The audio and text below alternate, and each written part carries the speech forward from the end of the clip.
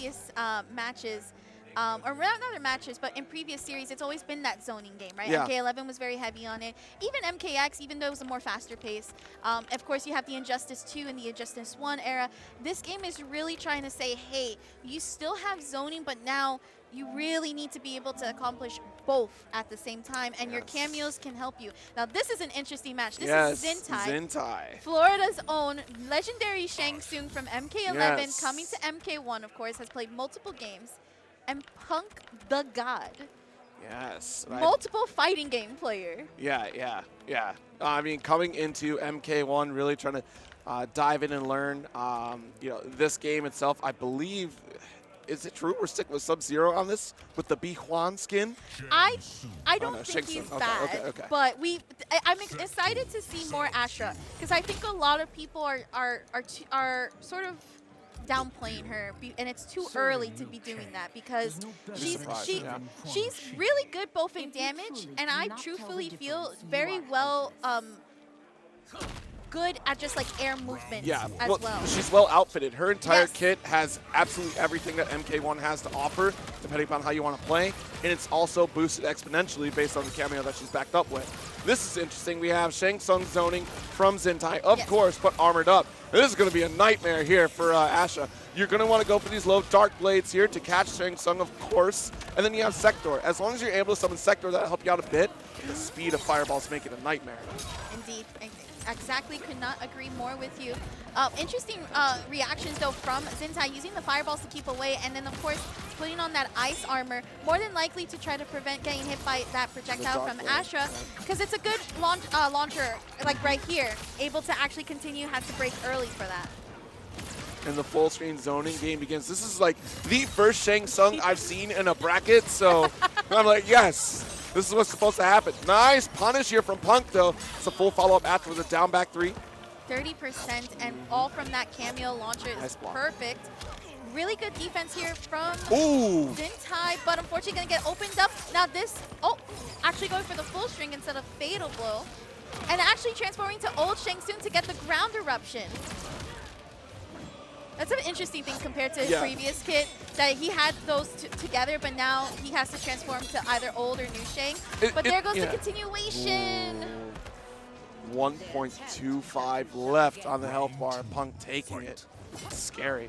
And also, to your point, like, the first stance character in MK, right? Like, outside of, unless Deadly Alliance, we count that one. But first stance character, okay.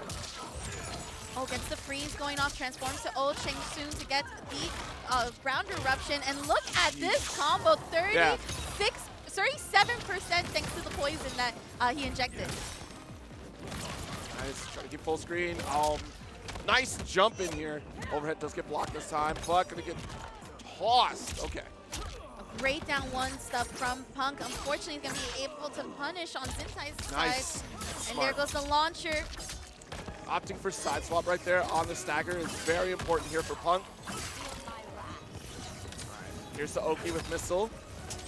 Just in the nick of time, that armor. Like so close. Yeah. Great throw tech here from Punk.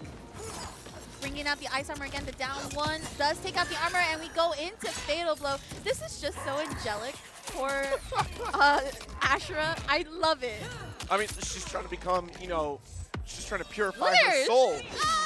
She's trying to be a hero, not a villain. I think that's like the one thing that I really love about this game, is that every character just looks so pretty and just so them, that it makes it so special whenever I see like their Fatal Blows, their fatalities, even their intros. And we've seen how many times these intros already, if we've studied at like 50 hours so far from launch week. Right. I mean, even still, like, the colorful stages, too. Just this game is so colorful. Yeah, it's absolutely amazing. The job that they did here. I mean, honestly, we're almost 5 years separated from MK11. Yep. And the leaps and bounds that we took to see these animations in story mode, and just the characters alone is outstanding. Like, for real, the animation team for NRS here on this story mode, like, y'all killed it. Like, y'all were and the writing, first off, y'all are ridiculous. Relax. Relax. This is an interesting change. So I did, earlier in the bracket, ZINTAI had fought against Herbs. did the same thing, did with Shank, and then switched to Baraka. And this seems to be the game plan. And this is because of the fact that Baraka is just so good. He's only 2 touches, essentially, to be able to technically get the win condition. Yeah, and he, you know, all that chip damage that he's capable of doing. Nice stun there for Punk. But also consistency in combos, too. Like, Baraka's very consistent in being able to lead into big damage. But this alone, you know, just some easy fundamentals from Punk, being able to counter a lot of these stray hits and follow up immediately after. High caliber play right here.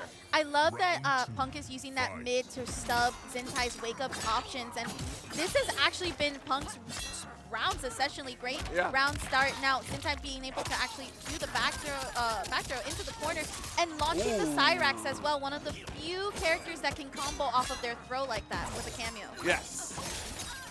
All right, forward helicopter didn't go as high as we wanted, but that's okay. Good recognition from ZINTAI to not extend.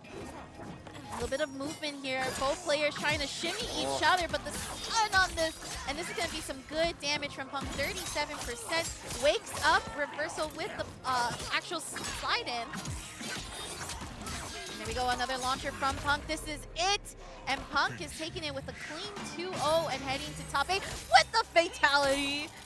Wow, Oh, and it's the second fatality, too. It's the one where he actually memorized and you had to find it. That's kind of sweaty. Okay, he's been playing. One might say that Punk has been playing some MK1 lately. Yeah, no, good stuff from Punk. I